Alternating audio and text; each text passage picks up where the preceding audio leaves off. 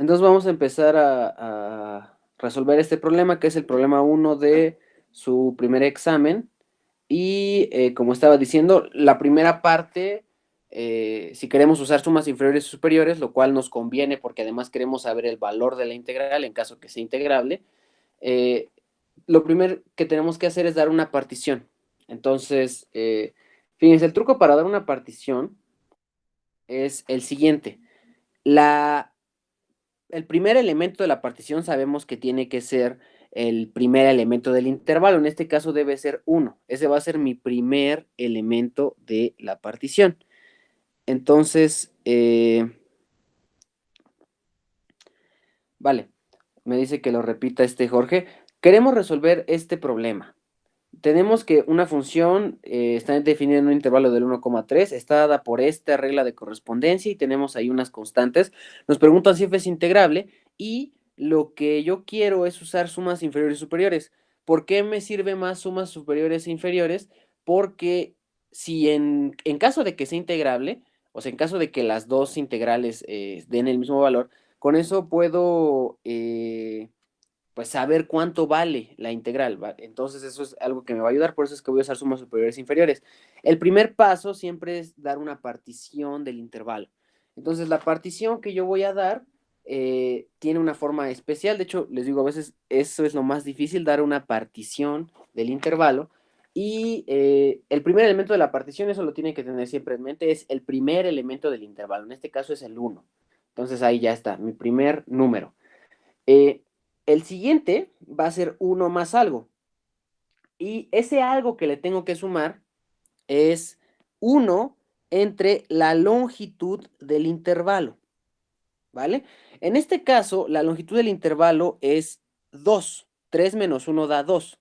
Pero como yo lo quiero partir en n pedazos distintos, entonces voy a tener 2 entre n. ¿Vale? Esa va a ser la longitud del intervalo. La longitud del intervalo es 2 entre n, porque es la longitud total entre cada uno de los elementos que yo quiero. Yo quiero n elementos, entonces voy a poner n como denominador. Entonces eso va a ser lo que yo le voy a sumar a mi segundo elemento de la partición. Esto como se ve geométricamente, pues tenemos en uno, ¿no? Y luego vamos a tener uno más 2 entre n. Y si yo le vuelvo a sumar a toda esta cantidad, uno más, si yo le vuelvo a sumar a todo este numerito, 2 entre n, entonces obtengo mi siguiente elemento de la partición. En este caso el elemento va a ser uno más 4 entre n, ¿vale? Esto es como si fuera un 2 por 2, ¿no? Y en general me puedo seguir así. Puedo escribir el enésimo término como uno más 2 por n entre n. Y observen que esto cuadra con el último elemento de la partición. El último elemento de la partición está dado por 3. Y de hecho este último numerito sí me da 3. Entonces ya, veo que no hay ningún problema, veo que todo salió bien. Entonces ese es el truco para saber dar la partición. Siempre es el primer elemento, ¿no? En este caso es el uno, y sumo la longitud de un segmento, del segmento dividido en n pedazos, ¿no? En este caso, eso es 2 entre n, porque 3 menos uno es la longitud total, y como yo quiero n pedazos, pues divido entre n. Y por eso es que estoy sumando más 2 entre n. Y esa es una forma rapidísima, muy sencilla de obtener la longitud y la partición del intervalo, de cada subintervalo, mejor dicho. Entonces voy a considerar un intervalo xy menos 1 xy, ¿vale? Entonces lo voy a escribir así.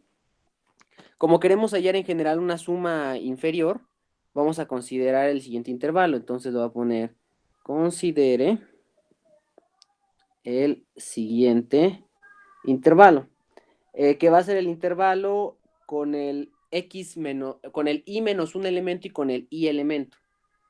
Entonces, ese intervalo va a tener esta forma, va a tener la forma uno más 2 i menos uno entre n, 1 más 2 i entre n, ¿vale? Tenemos por un lado el x menos un elemento de la partición, ¿no? El i menos uno.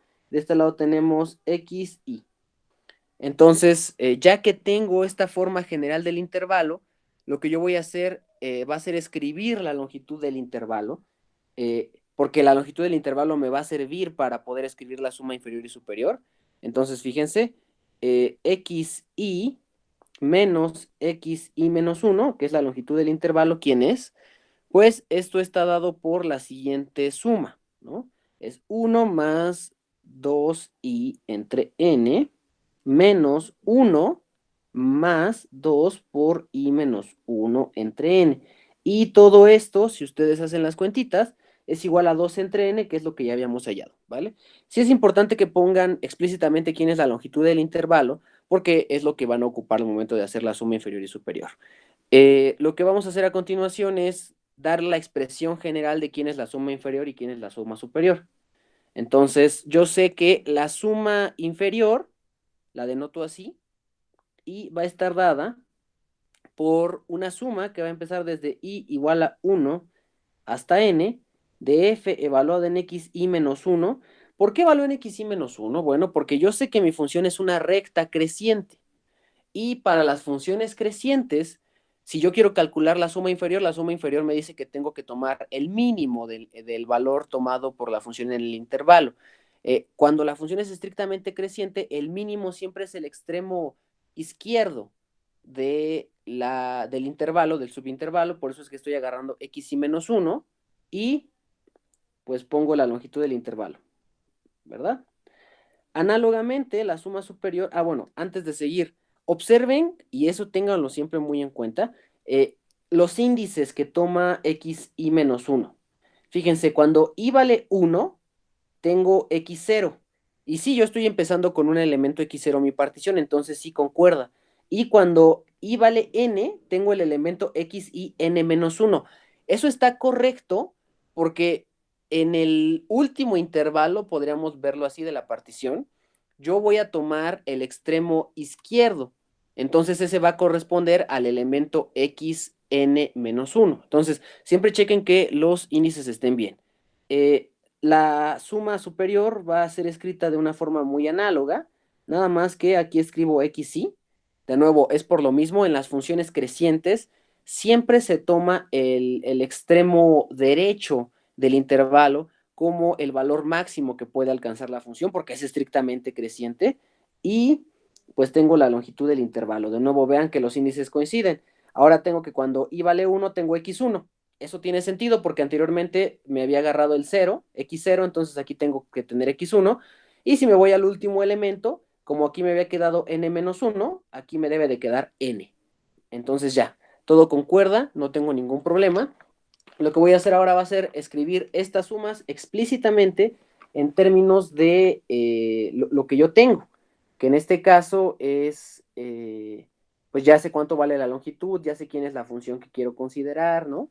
Entonces, si yo, por ejemplo, escribo la suma inferior, esto me queda la suma desde i igual a 1 hasta n, y yo ya había visto que la longitud de todo el intervalo es 2 entre n. O sea, la longitud del subintervalo, por decirlo así, xi menos 1, xi, esa es su longitud, 2 entre n. Y lo que ahora tengo que hacer es evaluar la función. Acuérdense que la función tiene la forma alfa x más beta, donde alfa y beta son valores positivos. Y voy a evaluar esta función en el i menos un elemento de la partición. Hacer esto me deja con alfa por, y pongo 2 por i menos 1 entre n más 1, este es el i menos un elemento, más beta. Esto es lo que me da evaluar el n menos un elemento en la función. Lo que voy a hacer ahora va a ser desarrollar esta suma. ¿Cómo la desarrollo? Pues lo primero que puedo hacer puede ser sacar el 2 entre n, porque 2 entre n no depende de i, entonces da igual si lo saco o lo meto en la suma.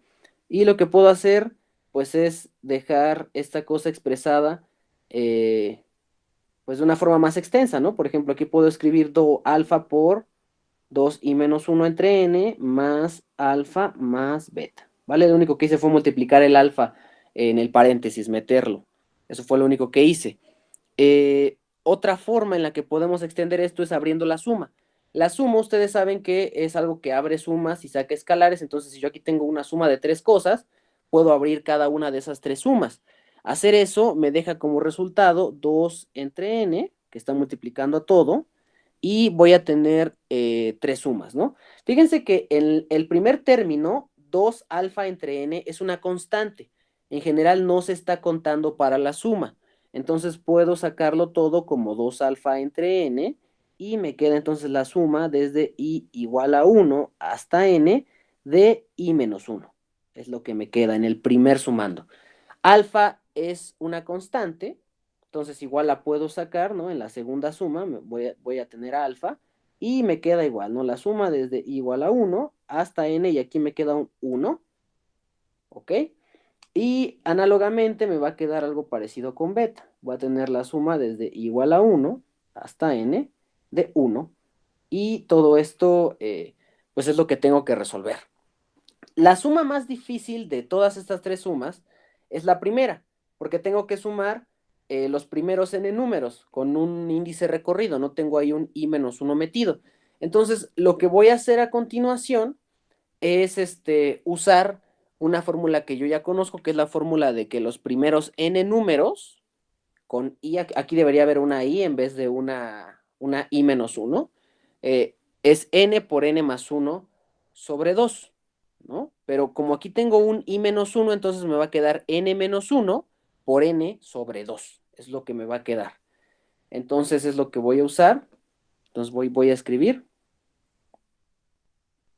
todo esto de aquí, es igual a 2 entre n, acuérdense, esto ya estaba afuera, tengo el 2 alfa entre n, que era la constante, y como estoy sumando en i menos 1, entonces me va a quedar n menos 1 por n sobre 2. Ese es el resultado de sumar los primeros n números contando con i menos 1.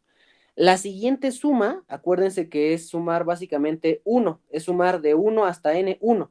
Esto es como sumar n, todo esto vale n. Entonces, pues es lo que voy a poner, todo eso vale n, entonces lo pongo, me va a quedar más alfa n, y la misma suma me queda para beta, me va a quedar más beta n. Voy a expandir un poco todo esto, observen que se me va un 2, se me va una n, me queda alfa, ¿no? Y lo que voy a hacer también es meter este término de aquí, que está afuera, en un inicio, pero lo voy a meter. Cuando yo hago eso, me queda expresado todo de la siguiente forma. 2 alfa, ese 2 es el 2 que estaba afuera, por n menos 1 entre n, este es el n que estaba multiplicando afuera. Luego, observen que aquí, al multiplicar cada uno de estos términos, el n con el 1 entre n se me va a ir, pero me va a quedar respectivamente 2 alfa y 2 beta. Y lo que yo ahora tengo que hacer es calcular la integral inferior. Entonces la integral inferior se escribe así. Estoy haciéndolo de 1 a 3 y esta pues no es más que el límite cuando n tiende a infinito de la suma inferior en este caso. Y la suma inferior, ¿quién es? Pues sería tomar el límite de toda esta expresión que me quedó. Observen que 2 alfa y 2 beta son constantes, entonces no van a afectar el resultado del límite. Y lo único que tengo es que ver cómo queda este límite. Este límite de n-1 entre n tiende a 1. Todo esto tiende a 1. Si lo multiplico por 2 alfa, pues tiende a 2 alfa. Entonces esto de aquí queda 2 alfa más 2 alfa más 2 beta. Y pues esto de aquí, como ustedes ya se imaginarán, esto es simplemente 4 alfa más 2 beta. Y así es como encontré eh, pues el resultado de la integral inferior. Esto tiene sentido si ya saben integrar ¿cómo decirlo? Si ya saben integrar usando fórmulas, pues pueden comprobar que ese es el resultado que me tiene que salir. Y lo que voy a hacer a continuación es ver si este valor es igual al que obtengo con la suma, con la suma superior. Esta es la integral inferior. Entonces, ¿cómo me queda el que sigue? Bueno, pues análogamente puedo escribir la suma superior, ¿vale? Acuérdense que es de i igual a 1 hasta n, 2 entre n. Y aquí voy a tener que evaluar ahora la función en el iésimo elemento, ya no en el i menos 1, sino en el iésimo. Esto me queda así, 2 por i entre n más 1, y tengo que sumar beta. Y lo que voy a hacer es lo mismo, voy a desarrollar todo esto lo más que pueda. Esta suma de aquí la puedo sacar, no tengo que tenerlo adentro de la suma porque no depende del índice i. Y voy a tener de este lado, bueno, puedo anotarlo así, ¿no? Como un paréntesis grandote. Y de este lado voy a tener que si yo multiplico alfa en cada uno de los sumandos, me va a quedar 2 alfa i entre n más alfa más beta. Eso es lo que me quedó. Entonces voy a abrir estas tres sumas. Estas tres sumas, si yo las abro, la primera, acuérdense, 2 alfa entre n es una constante, entonces me va a quedar 2 alfa entre n, la suma desde i igual a 1 hasta n de i, eso sí lo tengo que sumar, más alfa es una constante, entonces me va a quedar la suma desde igual a 1 hasta n de 1, y beta también es una constante, entonces me va a quedar la suma desde i igual a 1 hasta n de 1. Todo eso es lo que me va a quedar. Entonces, ya lo único que tengo que hacer, pues, es hacer lo mismo que hice, ¿no? Expresar esta suma es conocida, recuerden, el resultado de esto es n por n más 1 sobre 2. En la anterior nos quedó n menos 1 por n sobre 2 porque estaba recorrido con un menos 1, pero como aquí estamos sumando con i, entonces aquí sí va a quedar n por n más 1 entre 2. Entonces, y acuérdense que estas sumas siempre dan n, ¿no? La suma desde igual a 1 hasta n, pues siempre va a dar n. Entonces, voy a escribir toda esa información. Entonces, puedo escribir todo esto como 2 entre n. Puedo escribirlo como 2 alfa entre n. Acuérdense, esta es la constante. Y multiplico por n más 1 sobre 2, que es el resultado, más alfa n más beta n. Y pues ya lo único que hago es, bueno, de entrada cancelar algunos términos, ¿no? Se me van esos dos, se me va una n. Y si ahora meto el 2 entre n adentro, de todo esto me va a quedar 2 por n más 1. 2 alfa, ¿verdad? Me va a quedar aquí un 2 alfa. 2 alfa por 2 por n más 1 entre n más alfa, más 2 alfa, ¿no? Entonces déjenme, le pongo 2 alfa. El 2 de dónde sale, acuérdense de este 2 que está multiplicando aquí afuera. Y más 2 beta. Estas ya son constantes. Entonces, si yo quiero calcular la integral superior de 1 a 3 de la función, pues esto nada más es tomar el límite cuando n tiende a infinito de la suma superior. Y ese es el resultado de sacarle el límite cuando n tiene infinito de toda esta suma. Estas son constantes, entonces ya no me importan, nada más tengo que analizar este límite, y este límite de n más 1 entre n, todo tiende a 1, si n tiende a infinito, entonces nada más me va a quedar el 2 alfa que está multiplicando, y entonces tengo que esto es igual a 2 alfa más 2 alfa más 2 beta, y pues esto ya se nos hace familiar, esto es 4 alfa más 2 beta, que es lo mismo que habíamos obtenido anteriormente. ¿Esto qué me quiere decir? Bueno, el problema en un inicio trataba sobre decir si la función era integrable, entonces puedo decir que sí, sí, sí es integrable, y de hecho puedo ver incluso cuánto vale la integral, ¿no? Entonces, como se cumple esta de aquí, voy a ponerlo así como la integral inferior es igual a la integral superior. Aquí esto lo voy a bajar porque parece que es de 1 a menos 3, pero no, realmente es integral superior, aquí va a ir a un 3 arriba, de 1 a 3 de f. Se cumple, entonces f es integrable. Y además, como ya hicimos las cuentas, y su valor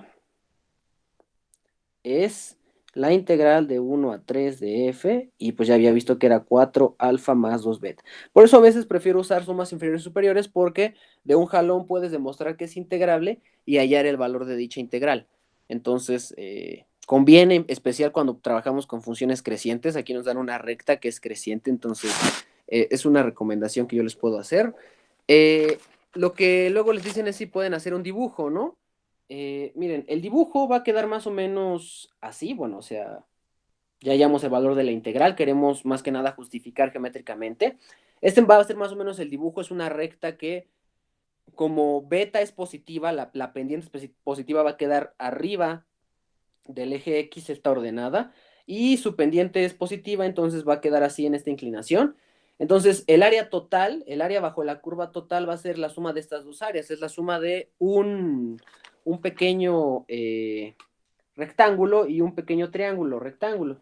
Entonces, fíjense, el área total yo la puedo escribir así. Primero voy a escribir el área de el rectángulo. El área del rectángulo está muy fácil porque es base, la base es 3 menos 1, que es 2 por altura. La altura tiene que ser este punto de aquí es alfa más beta. ¿Cómo sé que es alfa más beta? Pues porque es evaluar la función en 1, por eso me va a quedar alfa más beta. Entonces ya tengo la primera área. La segunda área va a ser el área morada, que es el área del triángulo, y pues básicamente es un medio, ¿no? Es lo que nos dicen, es un medio de la base por la altura. Entonces, la base es la misma, es 2 y pues tengo que dividir entre un medio, porque eso es lo que me dice la fórmula. Entonces, tengo 2 entre 2. Y la altura, pues va a ser esta diferencia, ¿no? Va a ser el punto evaluado aquí menos el punto evaluado acá. El punto evaluado acá, acuérdense que es alfa más beta, y el punto evaluado aquí, si ustedes checan la función, es 3 alfa más beta. Entonces, esto de aquí es 3 alfa más beta menos alfa más beta. ¿Vale? Y todo esto de aquí, bueno, acuérdense, esto se hace 1, ¿no? Todo esto de aquí, cuando yo lo sumo, me queda 2 alfa más 2 beta más 2 alfa. Y esto de aquí, pues es lo que ya conocíamos. 4 alfa más 2 beta. Entonces, fíjense, geométricamente la encontramos y ya lo comprobamos. Entonces, ya quedó este problema, ya no hay ya no hay nada que tengamos que hacer aquí. Vamos con esta segunda parte. Este problema, a pesar de que parece difícil, es el problema más fácil, no hay que hacer tantas cuentas. Fíjense, nos dicen verdadero o falso. Si tengo una función en un intervalo AB que es integrable, tengo que demostrar, si es verdadero, claro, que esta de aquí, la integral, la puedo calcular con esta fórmula, ¿no? El límite cuando la norma P tiende a cero de esta suma, tengo un punto medio extraño aquí, que es xy más xy menos 1 sobre 2, y tengo xy menos xy menos 1. Entonces, ¿cómo le hago para trabajar ese problema? Pues aquí vamos a recordar la definición de Riemann. Anteriormente vimos la definición de sumas inferiores y superiores. Vamos ahora a ver la definición de Riemann. Yo sé, por mi curso de cálculo, que f es integrable, ¿no? Y esto pasa si, solo si, la integral de a b de f es igual al límite cuando la norma p tiende a cero de ¿qué?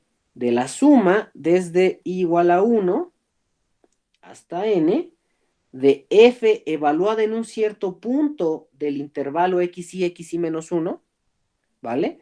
Le voy a llamar psi i, y la distancia, que es xy menos 1. Y aquí voy a hacer una observación muy importante, que de hecho nos va a servir para resolver el problema, donde psi i pertenece a xy menos, perdón, aquí va, menos 1, ajá, es subíndice i menos 1, menos, perdón, coma, porque es un intervalo, coma, xy. Entonces, eso es básicamente lo que yo tengo por definición. Esto quiere decir que yo me puedo tomar cualquier punto CI que cumpla esta condición y se va a seguir valiendo que f es integral. Lo único que necesito es que el punto quede en medio de estos dos puntos. Observen que si me tomo el punto del extremo izquierdo del intervalo, obtengo la definición de suma inferior, de integral inferior.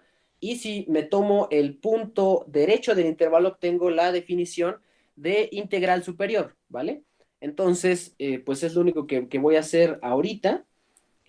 Voy a verificar, bueno, ni siquiera hay que verificar porque ustedes por álgebra lineal saben que si me tomo un caso particular, en particular, xy menos xi menos 1 sobre 2, perdón, aquí es una suma, pertenece a este intervalo. ¿Por qué le digo que lo saben por álgebra lineal? Porque esto de aquí es el punto medio, ¿vale? Así es como se reconoce, este es el punto medio del intervalo.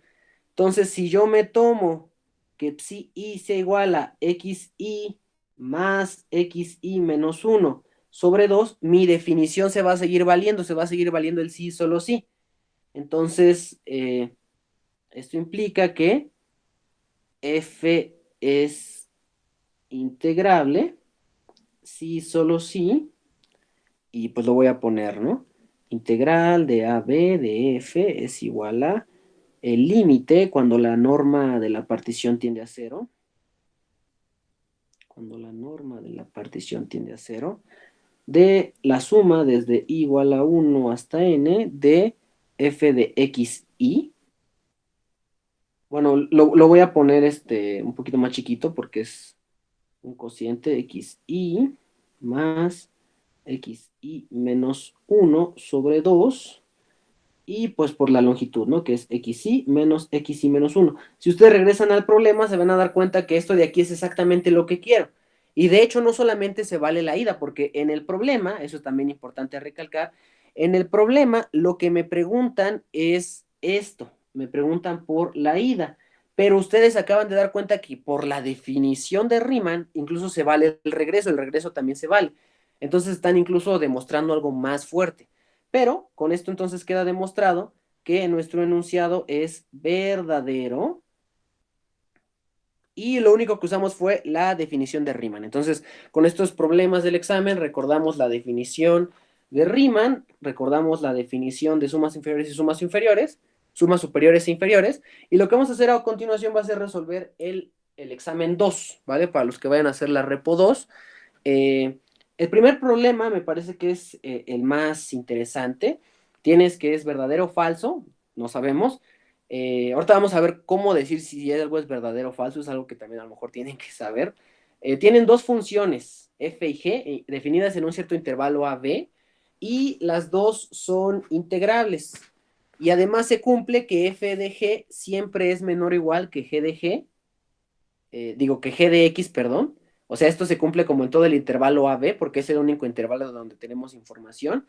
Y me dicen lo siguiente, para algún x0 en el intervalo, se cumple que f es distinta, perdón, aquí no es de h, aquí es de g, f es distinta de g, y f y g son continuas en x0, entonces lo que me dice esto es que la integral de la diferencia de g menos f debe ser mayor que 0 en el intervalo AB.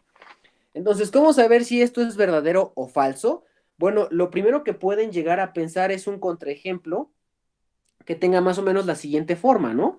Dicen, bueno, si me tomo una función, digamos que esta es f, y me tomo una función g que sea igual que f, nada más que en un cierto punto le pongo aquí, pues ya me queda que la diferencia sí va a ser cero, ¿no? ¿Cómo decirlo?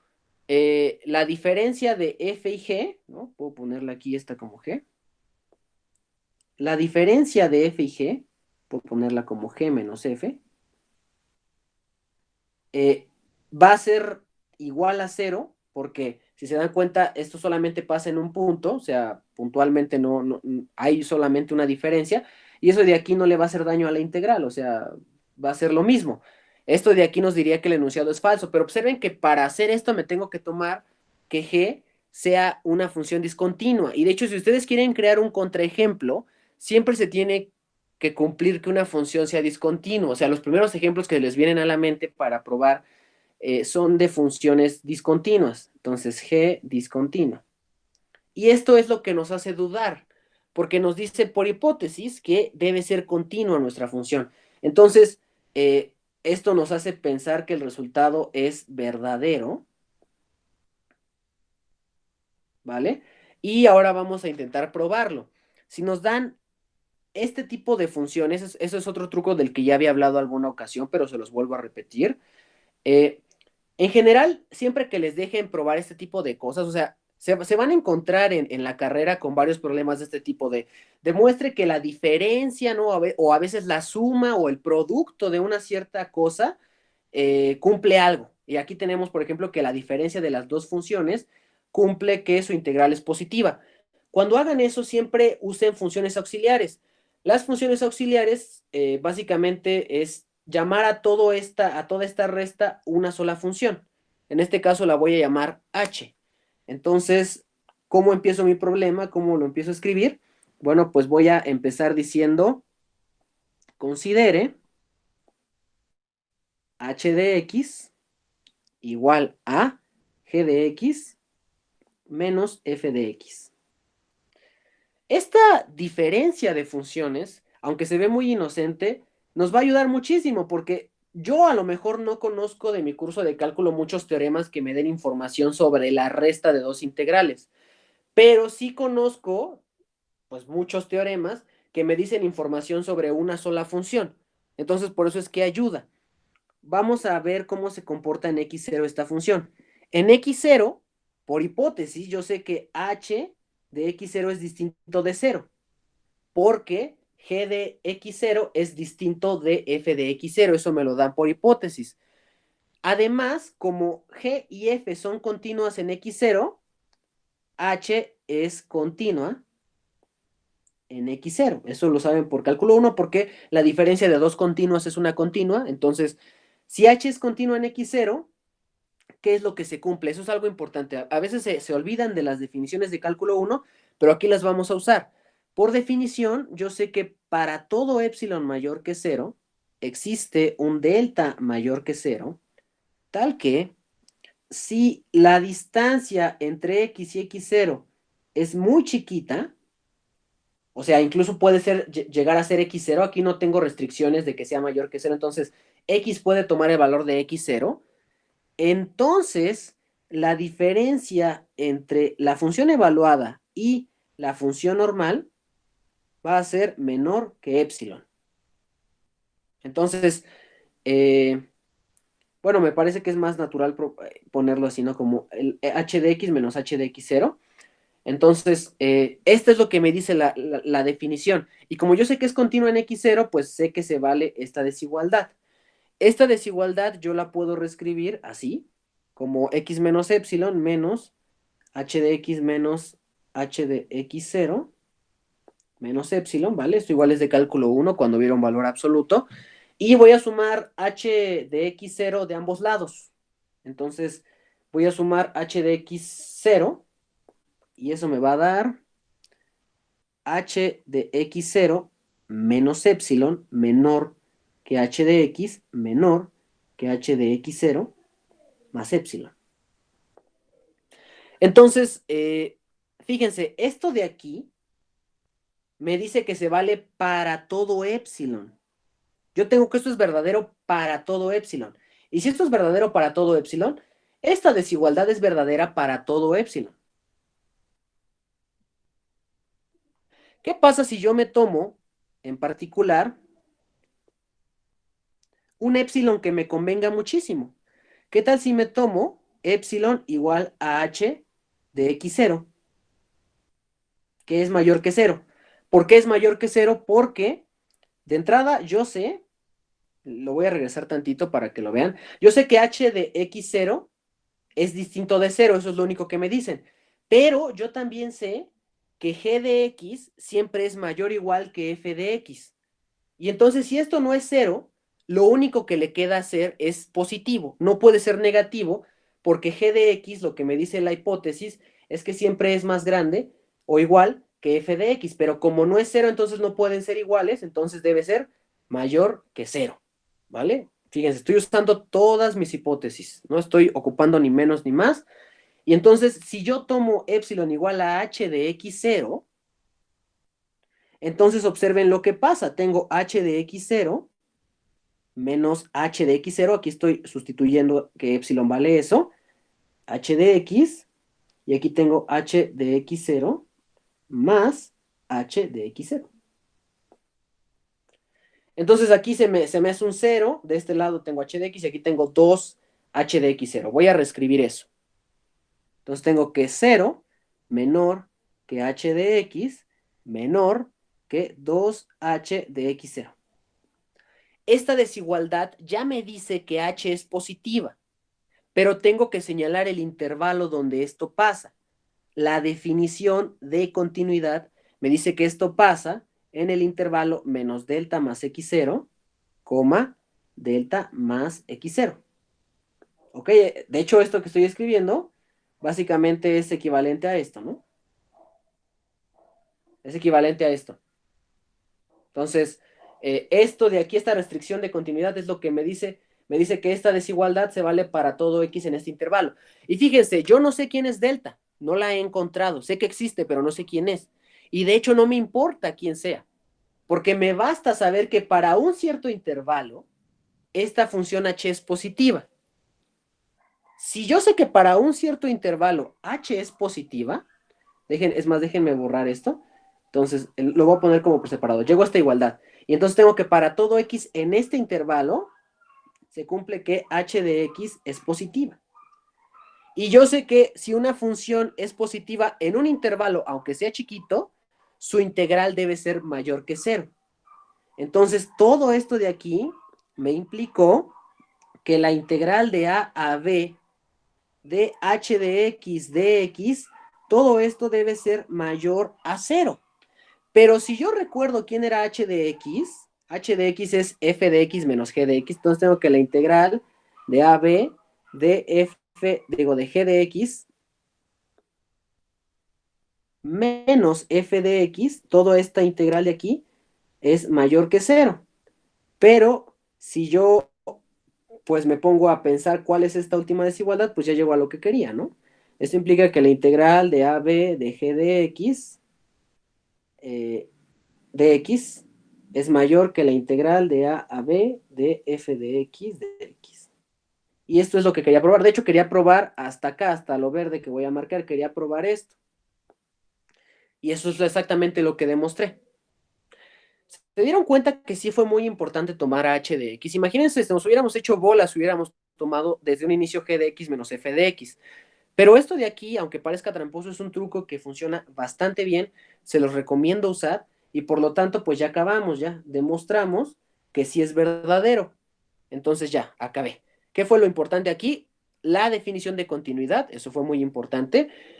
También, pues checar esta construcción, tomar h de x igual a g de x menos f de x, ¿no? Ahí ya también quedó ese truco y tomar la definición de límite, digo, la definición de continuidad, pues como lo que es, no es una definición. Me dice que para todo épsilon, entonces en particular para un épsilon que a mí me convenga, se va a valer. Entonces, con esto básicamente acabamos el primer problema del examen 2. Si se dan cuenta, era un problema que sí tenía un poquito de truco, pero no tanto. Ok, ok, ¿por qué? Me dicen aquí esta pregunta, me dicen, ¿por qué si h de x es positiva en un intervalo, su integral es siempre positiva?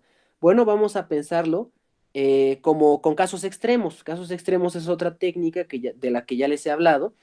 Yo, por ejemplo, suponiendo que este es mi intervalo AB, puedo tener que mi función h de x es mayor o igual que cero. Supongan que es mayor o igual que cero. Lo peor que me puede pasar es que la función sea cero en toda esta parte, y aquí sí pueda ser tantita positiva, y luego sea cero en todo lo demás. Imagínense que este intervalo es muy chiquito, muy pequeño. Entonces, si yo tengo este pequeño intervalo, sin importar qué tan pequeño sea, yo calculo su área bajo la curva. Esto de aquí sí tiene un área bajo la curva, ¿no? De hecho, la voy a marcar con color amarillo. Su área bajo la curva es esta.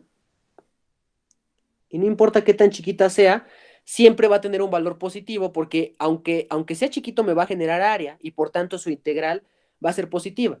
Por lo tanto, si solamente es positiva en un intervalo, aunque sea chiquito, el área bajo la curva debe ser positiva, no importa qué tan pequeño sea ese intervalo.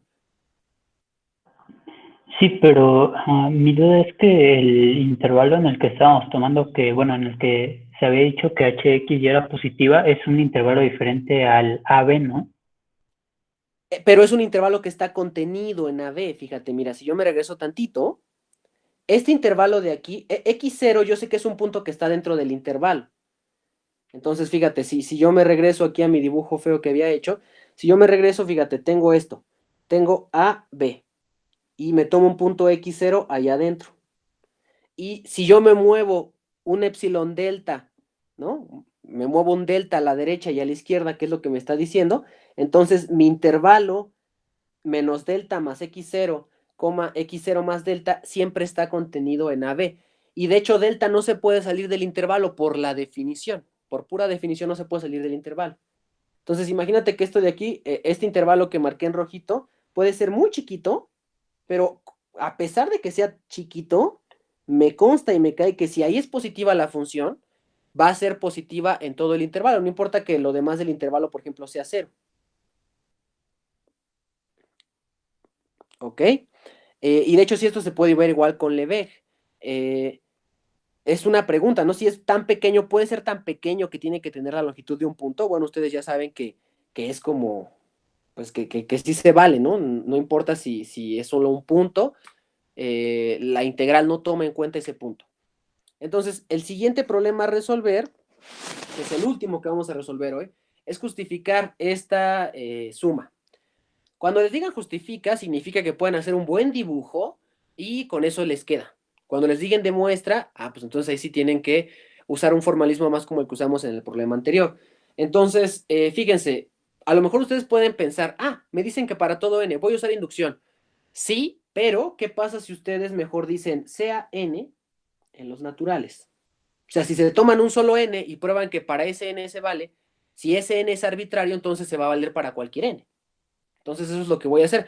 Me voy a tomar un n en los naturales. Si demuestro que para ese n arbitrario que voy a llamar n se vale, entonces ya lo demuestro para todos los naturales. Y eso es lo que voy a hacer. Bueno, lo voy a justificar. Primero que nada vamos a ver este dibujo, ¿vale? Este dibujo, bueno, es más, primero que nada voy a ver cómo se relacionan estas dos funciones, porque son funciones que se parecen más que nada, ¿verdad? Entonces fíjense, ¿qué pasa si yo me tomo f de x igual a x a la n? Voy a afirmar que si esto pasa, su función inversa va a ser x a la 1 entre n. Y lo voy a demostrar. ¿Cómo lo demuestro? Bueno, pues si yo las compongo, si yo primero tengo raíz enésima de x y la elevo a la n, todo esto de aquí me da x, y al revés también se vale. Si primero tengo x elevado a la n y le saco raíz enésima, me va a dar x. Entonces, la composición de estas dos funciones me da la identidad, por lo tanto son inversas, y geométricamente, aquí es a donde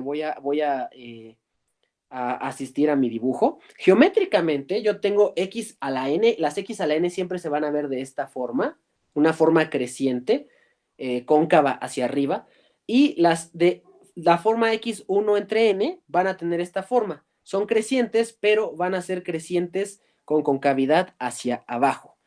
Entonces, la observación, que va a ser muy importante para resolver este problema, es que x a la 1 entre n es la reflexión de x a la n respecto a la identidad.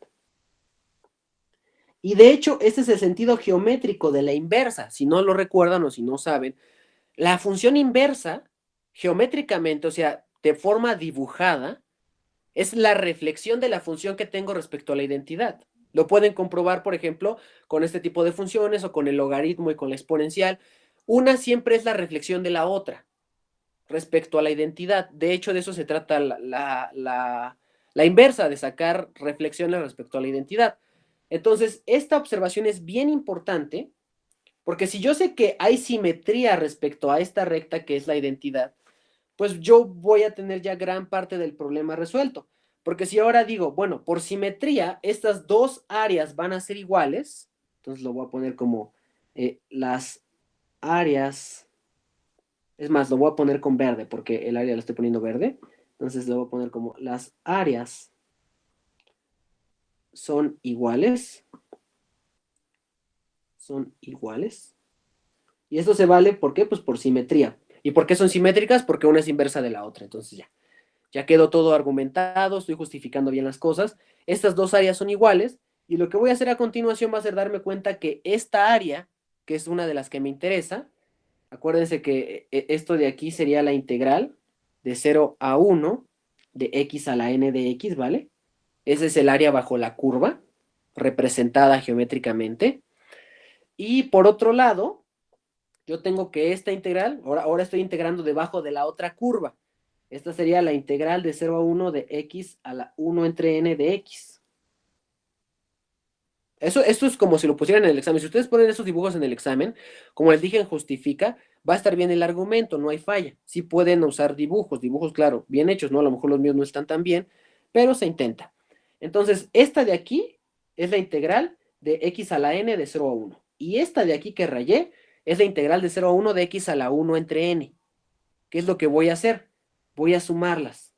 Si yo las sumo, por un lado me va a quedar esta área azul, el área azul representa la integral, es más, la voy a poner así, la voy a poner como la integral de 0 a 1 de x a la 1 entre n de x.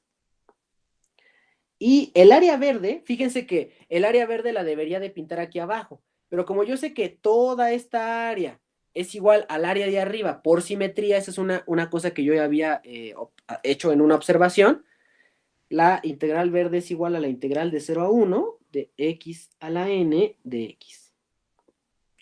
Entonces, esto de aquí es como si yo sumara esas dos áreas, pero vean que con estas dos áreas estoy abarcando todo el cuadro de área 1. Todo esto es igual a un cuadro de área 1. Son 1 unidades cuadradas, si quieren ponerlo con unidades, ¿no? 1, pero el chiste es que todo esto vale 1.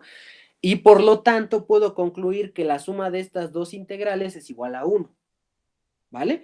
Pero fíjense los argumentos. Los argumentos, a pesar de que parecen sencillos, tienen su chiste. Primero que nada, definí f de x igual a x a la n y su inversa, ¿no? Primero me di cuenta que son inversas. Si son inversas, esta de aquí, la x a la 1 entre n, es la reflexión de esta de acá respecto a la identidad. Y por esa observación, por esa simetría, se vale que estas dos áreas son iguales. Esta área de aquí es de hecho la integral de 0 a 1 de x a la n. Y va a ser igual a esta otra área de acá.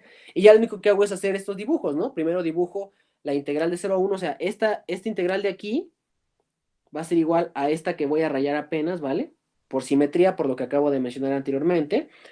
Y esta de acá, pues queda clara, es la integral de x a la 1 entre n. Cuando yo la sumo, obtengo esto de aquí, y como me encierra todo el cuadro que tiene área 1, ¿por qué tiene área 1? Porque esto de aquí va de 0 a 1.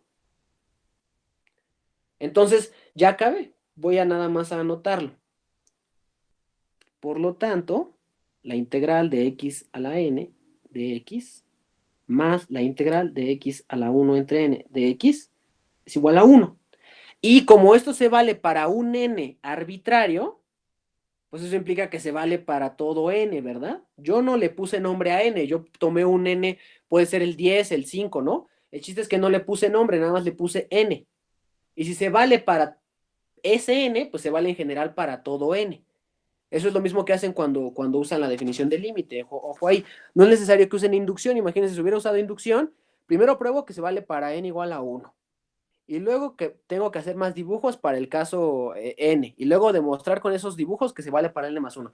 Lo único que yo hice fue decir, me tomo un n particular, digo un n general, un n arbitrario, no sé quién es ese n, demostré que se vale mi igualdad, y por lo tanto, si se vale para ese n arbitrario, se vale para todo n. Esa es otra forma de demostrar. Más eficiente que la inducción, ¿verdad? Entonces, con esto básicamente acabamos la asesoría de hoy. En la asesoría de mañana vamos a resolver unos ejercicios que les había mandado. Para los que sean nuevos y no los hayan visto, déjenme... Ah, no, bueno, creo que aquí no la tengo. Si no, se las vuelvo a mandar al rato. Pero el chiste es que eran unos problemas que vamos a resolver mañana. Son tipo examen, son uno que tiene que ver con definición de la integral y otro que tiene que ver con propiedades de la integral. Entonces, el wallpaper, sí, claro, sí, si quieres al rato te lo mando. Eh, el chiste es que pues ya acabamos. Me gustaría saber si van a asistir mañana a la asesoría, qué horario les queda.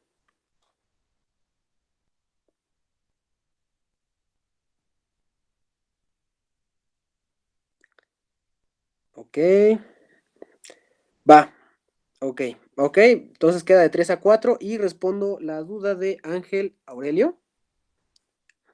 Sí, oye, en el primer examen, los primeros ejercicios de la definición de la integral, te tomaste una partición homogénea, ¿no? Así es, me tomé una partición homogénea. Pero ¿qué no se supone que debería, para demostrar que es integrable, te tuviste que haber tomado una partición cualquiera? Porque nos Eh, dijeron que eso según no se podía. Primero se tenía que demostrar que era integrable y después agarrarse ahora sí una partición homogénea. Sí, de hecho, la definición general te da, dice que debe ser una partición arbitraria, pero debieron demostrar que si se vale para una partición homogénea, se vale para cualquier otra partición. Por eso es que es válido tomarse particiones homogéneas. Mm, Creo que no. Bueno, según yo no. Sí, sí lo Oh, demostramos. No me acuerdo porque, o sea, me acuerdo haberle preguntado a Yadira si podía tomar una partición homogénea y me dijo que no, que tenía que separar cualquiera. interesante porque de hecho en mi generación demostramos eso con Yadira. Entonces, fíjate, aquí Jonathan puso que sí lo demostramos. De hecho, sí, si no lo demostraron o a lo mejor no asististe a esa clase, te recomiendo checar. Me parece que en el Spivak se demuestra un poco eso, pero sí, basta que te tomes una partición homogénea y se vale para toda partición. Oh, chale. Bueno, sí, gracias. Sí, vale. Mañana igual úsalo, pregúntales, pero sí, se vale eso, o sea, sí lo pueden usar. Eh, entonces, si ya no hay dudas, pues quedamos ahí. A rato les paso el wallpaper y les vuelvo a poner eh, pues los problemitas, ¿vale? Que voy a usar para mañana. Van a ser nada más dos problemitas. Entonces, con eso acabamos esta asesoría y pues ya, dejemos que Jorge deje de grabar y ya acabamos.